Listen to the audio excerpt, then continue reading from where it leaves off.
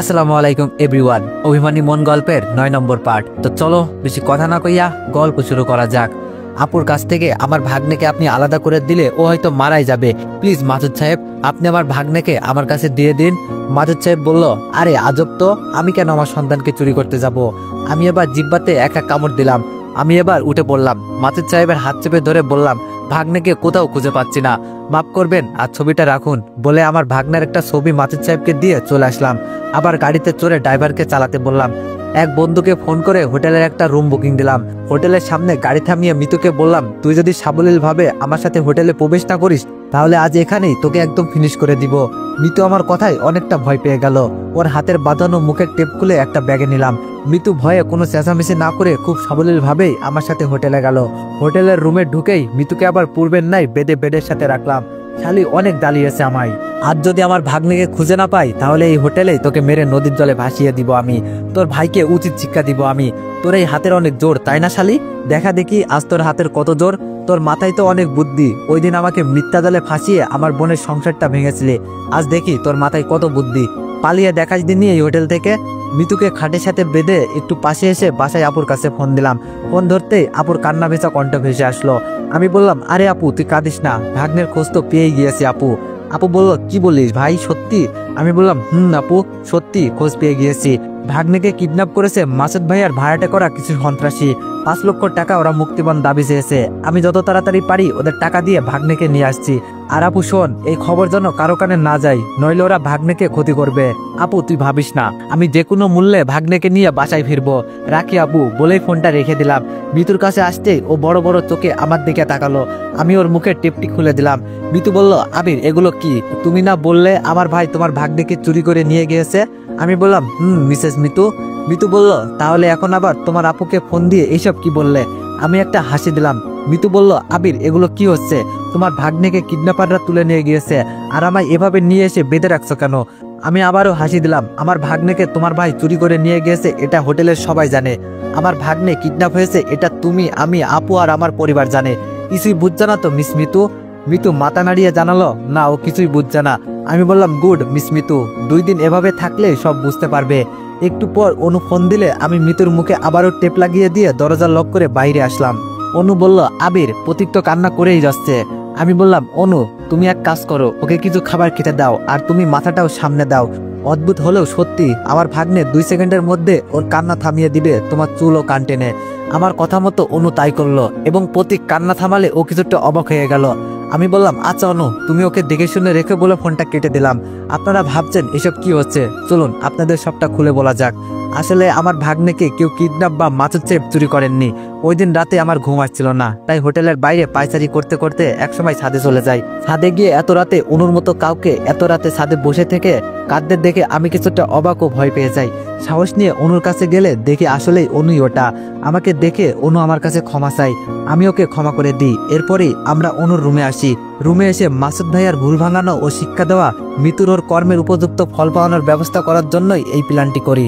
অনু আর আব্বুকে ফোন করে কৌশলে মাসুদ সাহেবকে বাসায় নিয়ে যাই। এরপরই আমার ভাগ্নেকে অনুর রুমে রেখে আসি আর মাসুদ ভাইয়া ও আমার পরিবারের কাছে এই নাটকটা সাজাই। আমার এসবের মূল উদ্দেশ্য হলো ওদের 2 ভাই বোনকে উচিত শিক্ষা দেওয়া। মাসুদ ভাইয়া জানবে আমার ভাগ্নের সাথে ওর বোনও কিডন্যাপ হয়েছে, আর আমাকে যাতে সন্দেহ না করে এই জন্যই ফোন করে এইসব বলি। ওনার বাসায় গিয়ে নাটকটা করে আসি।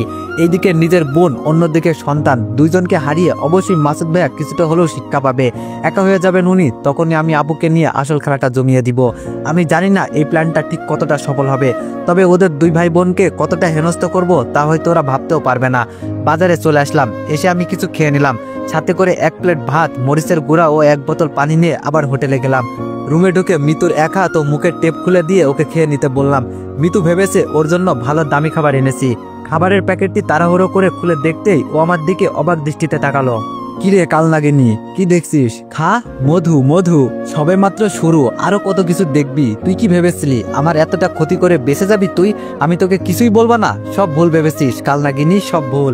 আমি শুধু উপযুক্ত সময় ও সুযোগের অপেক্ষায় ছিলাম। আজ সময় ও সুযোগ দুইটাই এসে গিয়েছে। এই কয়েকদিনে তোর জীবনটা আমি বিষিয়ে দিব। একটু পর মিতুর ফোন বেজে উঠলো। ফোন রিসিভ না করে কেটে দিলাম।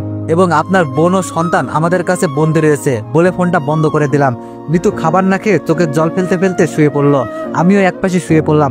মাঝরাতে খচর মচর শব্দ হচ্ছে, তাই আমার ঘুম ভেঙে গেল। তাকিয়ে দেখি মিতু ওই মরিচের গুঁড়া দিয়েই ভাত মাখিয়ে খাচ্ছে। আমি আবার চোখ বুজে ভাবছি, কেন শালি খাবি না বলে এখন খাচ্ছিস কেন? মিতু খেতে থাকলো আর আমি ঘুমিয়ে পড়লাম। সকালে ঘুম থেকে উঠে দেখি মিতুর অবস্থা অনেকটা নাজেহাল, তাই ওকে এবার মুক্ত করে দিলাম। মিতু কান্না করেই চলেছে। আমি ওকে কান্না থামাতে বললেও ও আমার কথা শুনছেই না, তাই দেখে এবার মিতুকে এক ধমক বসিয়ে দিলাম। ও আমার ধমক শুনে অনেকটা গুটিয়ে গেল। আমি বললাম, মিসেস মিতু, এতটুকু কষ্ট পেয়ে এতটা কান্না করছো? একবার ভেবে দেখো তো আমার আপুটা ওই দিন কেমনটা কেঁদেছিল। আপু আজও আড়ালে তোমার ভাইয়ের জন্য চোখের জল ফেলে।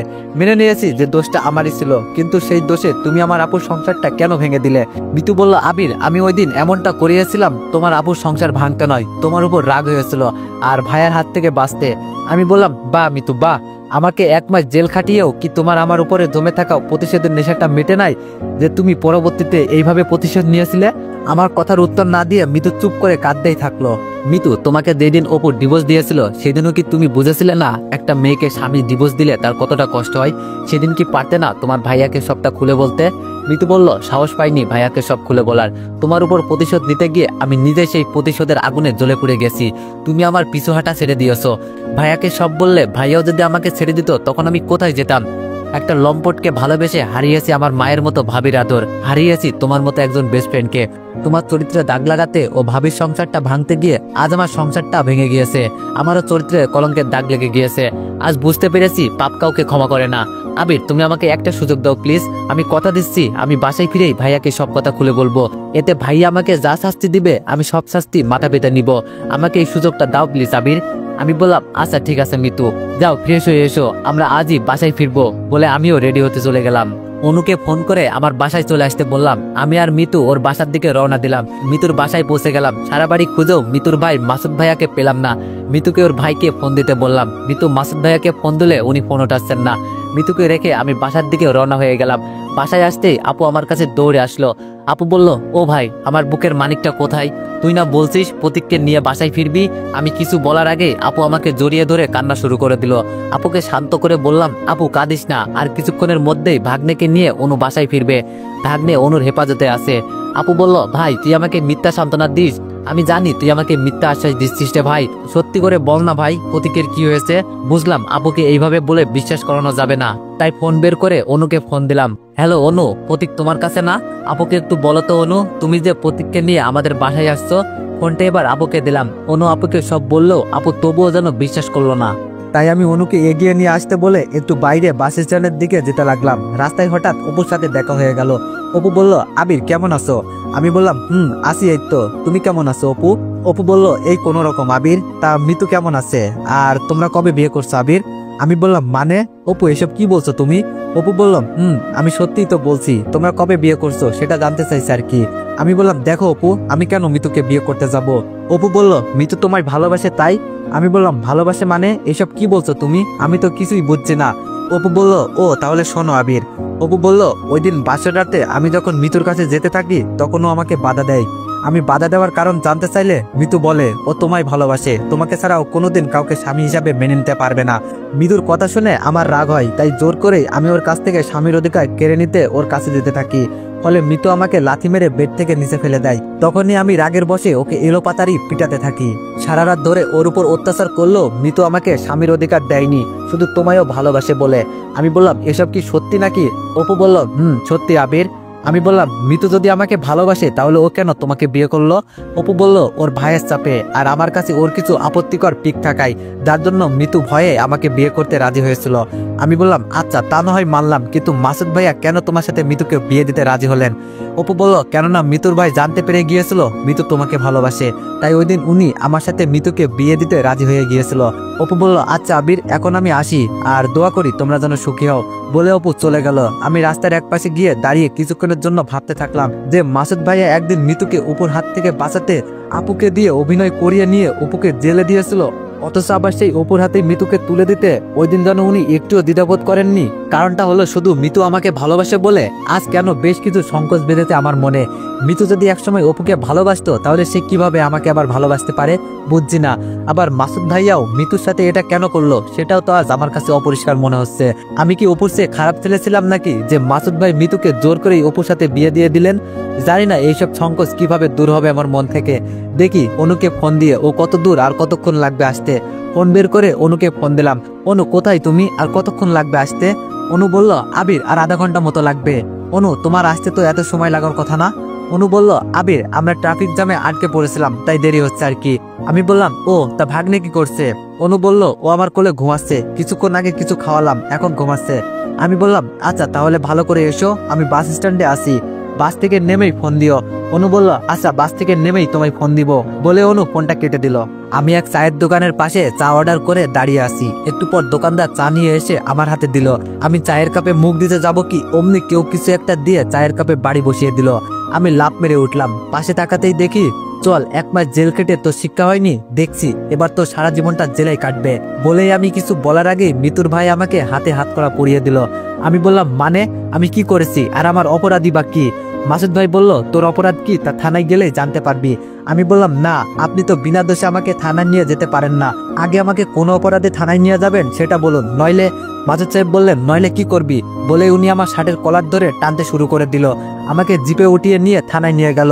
জেলের ভিতরে ঢুকিয়ে দিয়ে উনি একজন অফিসারকে বলল এর নামে চার্জশিট তৈরি করুন। ওই পুলিশ অফিসার আমার অপরাধ বা কারণ জানতে চাইলে উনি বললেন কিডন্যাপ, একজন মেয়েকে কিডন্যাপ ও তার উপর রাতভর অত্যাচারের জন্য ওর উপর নারী নির্যাতনের দায়ে চার্জশিট তৈরি করুন, কালকেই ওকে কোর্টে চালান দেওয়া হবে। আমি বললাম নারী নির্যাতন মানে? আমি কাকে কিডন্যাপ ও নির্যাতন করেছি? মাসুদ সাহেব বললেন চুপ, আর একটা কথাও যদি মুখ থেকে বার করিস তাইলে তোকে এখানে মেরে পুঁতে ফেলবো। তোর ভাগ্য ভালো তাই এখনো তোর উপর হাত উঠায়নি, জানিস না কাকে কিডন্যাপ করেছিস তুই। তার মানে মিতু আবারও আমাকে এভাবে ফাঁসিয়ে দিল। আসলে মিতুকে এইভাবে বিশ্বাস করাটা আমার মোটেও ঠিক হয়নি। 1 ঘন্টা না যেতে মিতু সহ আমার আপু আব্বু ও অনু আসলো। মিতু বলল ভাইয়া আবিরকে ছেড়ে দাও। মাসুদ ভাই বলল কি বলিস বোন, ওনা তোকে? মিতু বলল ভাইয়া অনেক হয়েছে আর না, আমি যা বলছি সব মিথ্যা, আবির আমার কিডন্যাপ করেনি, তাই তুমি ওকে ছেড়ে দাও প্লিজ। মিতুর কথাই ওর ভাইয়া আমাকে ছেড়ে দিল। আমি জেল থেকে বের হয়ে মিতুকে বললাম আশা করি বাকিটুকু তোমার ভাইয়াকে বলে দিবা, আমরা সবাই তোমার ভাইয়ার আশার পথ চেয়ে থাকবো। আমরা সবাই বাসায় চলে আসলাম। আপু প্রদীপকে পেয়ে অনেক খুশি। অনুকে সবাই যেন পারছে না মাথায় তুলে আদর করতে। আমার সৎমা বলেই বসলো এমন একটা লক্ষ্মী মেয়ে আবিরের বউ হবে, অনেক মিষ্টি তুমি। আমি চেয়েছি শুধু অনুকে দেখছি। অনু যেন লজ্জায় লাল করে ফেলেছে ওর মুখটি। অনু এবার বলল আচ্ছা আমি এবার আসি। আপু আমায় অনুকে এগিয়ে দিয়ে আসতে বলল। আমি অনুকে এগিয়ে দিতে ওর সাথে সাথে যাচ্ছি। দুইজনে চুপচাপ হেঁটে চলেছি। আজ আমার অনেক ইচ্ছাই হচ্ছে অনুকে কিছু বলার, কিন্তু কথাগুলো পেটে আসলো যেন মুখ দিয়ে আর বের হচ্ছে না। অনুর বাসার কাছাকাছি চলে এসেছি, আর মাত্র 1 মিনিটের রাস্তা। এবার বুকে সাহস করে বলেই দিলাম অনুকে, অনু একটা কথা বলার ছিল তোমাকে। অনু বলল বলো কি কথা? আমি বললাম অনু আসলে আমি আমার মনকে যতবারই প্রশ্ন করেছি সে উত্তর দিয়েছে, তোমার মনটাকে সে গ্রহণ করতে চাই। আমার কথা শুনে অনু দাঁড়িয়ে গেল। আমিও কিছুটা ভয় পেয়ে গেলাম। অনু কিছুটা রোমান্টিক ভাব নিয়ে বলল দেখো আবির আমি ওইসব শুনতে চাই না, এক কথায় আমি সোজা ওই 3টা শব্দ শুনতে চাই, বলবে কি? আমি বললাম আমি তোমাকে ভালোবাসি অনু। অনু বলল আমিও তোমাকে ভালোবাসি আবির। 2 মিনিটের জন্য আমার আর অনুর চোখের ভাষায় কিছুটা কথা চললো। আমি বললাম যদি ভালোই বাসো তাহলে ওই দিন 2টা চর মারার পর এভাবে হারিয়ে গিয়েছিলে কেন? অনু বলল কই হারিয়ে গিয়েছিলাম, শুধু বুক ভরা বিশ্বাস ও আকাশ ছোঁয়া ভালোবাসা নিয়ে তোমার পথ চেয়ে বসেছিলাম। আমি শুধু একটা কথাই ভাবতাম, আমি যদি সত্যি তোমাকে ভালোবেসে থাকি তাহলে একদিন না একদিন তোমাকে আমি পাবোই, আর আমার সবকিছু দূরে শুধু তুমিই ছিলে আবির। আমি বললাম তাই নাকি অনু, সত্যি আমায় এতটা ভালোবাসো? অনু বলল সত্যি আবির, আমি তোমাকে মন প্রাণ দিয়ে ভালোবাসি। অনুকে জড়িয়ে ধরতে সাহস পাচ্ছি না, তবে অনেক ইচ্ছে করছিল অনুকে বুকের সাথে শক্ত করে জড়িয়ে ধরি, তবে আমার সে সাহস যেন হচ্ছে না। অনু বলল আচ্ছা আবির এবার আমি আসি তাহলে। আমি বললাম অনু। অনু বাই বলে ওর বাসায় চলে গেল। আমিও বাসায় চলে আসলাম। এসে আমার রুমে গিয়ে শুয়ে শুয়ে ভাবছি অনুকে বউ করতে পারলে সত্যি আমি অনেক ভাগ্যবান হব। ওর ভালোবাসায় আমার জীবনটা সুখে ভরে যাবে। নিজের সুখের কথা ভাবতে গিয়ে যেন বুকের ভেতরে কিছু একটা নাড়া দিয়ে উঠলো। কল্পনা বেশি মনে হলো কেউ যেন আমায় বলছে নিজের সুখের সংসার ও বউয়ের কথা ভাবছিস, তোর বোনের সংসারটা নিয়ে ভাব, তোর বোনের সুখ নিয়ে ভাব। আমার সুখ যেন হারিয়ে গেল। আমি বা আর কি করবো? এত চেষ্টার পরেও মাসুদ ভাইয়া যদি আপুকে মেনে নেয় তাহলে আর কি করার। আর কি করতে পারি আপু, আমি কি করতে বাদ রেখেছি, কত পথই না অবলম্বন করলাম, তবুও কাজ হলো না। একটিবারের জন্য উনি যেন আপুর কথা ভাবেননি উনার এমন একটা নিষ্পাপ সন্তানের কথা। তবে আমার মনে হয় মিতু এবার সব কথা মাসুদ ভাইয়াকে খুলে বলবেন। উনি এবার আসবেন আমার আপুকে নিতে, আমার ভাগ্নেকে নিজের সন্তান পরিচয় দিয়ে উনি কোলে তুলে নেবেন। একটু পর অনু ফোন দিল। অনু বলল, এই বাবু কি করছো? আমি বললাম, বাবু মানে? বাবুকে অনু? অনু বলল, আরে তোমাকে আদর করে বাবুর নাম বলে ডাকলাম আর কি। আমি হাসবো না কাঁদবো বুঝছি না, বাবু বলে বিএফকে কেউ ডাকে নাকি? বাবু বলে তো নিজের সন্তানকে ডাকে। হাইরে যুগ, হাইরে ভালোবাসা। অনু বলল, এই বাবু কি হলো, তুমি কথা বলছো না কেন? আমি বললাম, অনু দেখো, এইসব ভাষায় আমাকে ডাকবা না তো, এটা শুনতে আমার ভালো লাগছে না, আমাকে আর বাবু বলে ডাকবা না তুমি। অনু বলল, আচ্ছা আচ্ছা ঠিক আছে, তুমি তাই বলে রাগ করো না, আমি আর পরবর্তীতে তোমাকে বাবু বলে ডাকবো না, কেমন? আমি বললাম, ধন্যবাদ। অনুর সাথে আমার কিছুক্ষণ কথা চললো। রাতে সবার সাথে খাবার খেতে বসলাম। খাবার শেষ হলে ভাগ্নের সাথে একটু মজা করলাম। একটু পর রুমে এসে ঘুমিয়ে পড়লাম। সকালে ঘুম থেকে উঠে ফ্রেশ হয়ে নিয়ে হালকা নাস্তা করে অফিসে গেলাম। সারাদিন অফিসে থাকা অবস্থায় অনু যে কতবার আমাকে ফোন করলো তার হিসাব নেই। বাসায় ফিরে অনুকে ফোন করতে ও আমাকে কিছু কথা শোনালো। একে সারাদিন অফিসে থাকা, আবার বাসায় না আসতে জিয়াফের বকা। ফোন কেটে দিয়ে আমি ফোনটা বন্ধ করে রেখে দিলাম। আপুর রুমে গিয়ে দেখি ভাগ্নে বসে থেকে খেলা করছে। ওকে কোলে তুলে নিলাম। আপু বলল, ভাই কখন ফিরলি? আমি বললাম, এই তো আপু। আপু বলল, ও যা ফ্রেশ হয়ে আয়, আমি খাবার বাড়ছি। আমি বললাম, আম্মু কোথায় রে আপু? আপু বলল, এই মাত্র রান্না সেরে রুমে গিয়েছে মনে হয়। আমি বললাম, আচ্ছা আপু, তুই তাহলে খাবার বাড়তে থাক, আমি একটু আম্মুর কাছ থেকে আসছি। আপু বলল, আচ্ছা ভাই। আসলে এই কয়েকটা দিন আম্মুকে আমি সময় দিইনি, ঠিক মতো ওনার সাথে কথা হয়নি, মনটা কেমন যেন করছিল, তাই আজ ওনার রুমে গেলাম। কিন্তু রুমে গিয়ে একটা বোকার পরিচয় দিলাম, যাতে মনে হয় উনি কিছুটা কষ্ট পেল। আমি বললাম, আসবো আম্মু। উনি কিছু না বলে আমার দিকে অবাক দৃষ্টিতে তাকিয়ে বলল, বাবা তোর মায়ের রুমে আসতে পারমিশন লাগবে তোর? আমি বললাম, না মানে আসলে আম্মু তোমার সাথে বেশি সময় কথাই হয় না, তাই আসলাম গল্প করতে। আম্মু বলল, অফিস থেকে কখন এসেছিস, খাওয়া দাওয়া হয়েছে? আমি বললাম, এখনই আম্মু। আপু খাবার বাড়ছেন, খাবো একটু পরে। আম্মু বলল, চল আগে খাবি তারপর গল্প করব। আম্মুর সাথে খাবার টেবিলে চলে গেলাম। সবাই মিলে খাওয়া দাওয়া সারলাম। খাওয়া শেষ হলে সবাই বসলাম গল্প করতে। গল্প করা শেষ হলে আমি আমার রুমে আসলাম। ফোনটা অন করতেই দেখি অনু 25টি মেসেজ দিয়েছে, শুধু সরি আর সরি। অনুকে ফোন দিয়ে বেশ কিছুক্ষণ কথা বলে ঘুমিয়ে পড়লাম। সকালে ঘুম থেকে উঠে ওয়াশরুমে গিয়ে আমি ফ্রেশ হচ্ছি। আম্মু আমাকে ডাক দিয়ে বলল, দেখ তো আবির, বাইরে কে এসেছে, দরজা খুলে দে। আমি গিয়ে দরজাটি খুলতেই আমার চোখ আকাশে উঠলো। মাসুদ ভাইয়া ও তার বোন মিতু আজ প্রথমবারের মতো এসেছে আমাদের বাসায়। তো এভরিওয়ান, নেক্সট পার্টের জন্য অপেক্ষা করুন। ধন্যবাদ।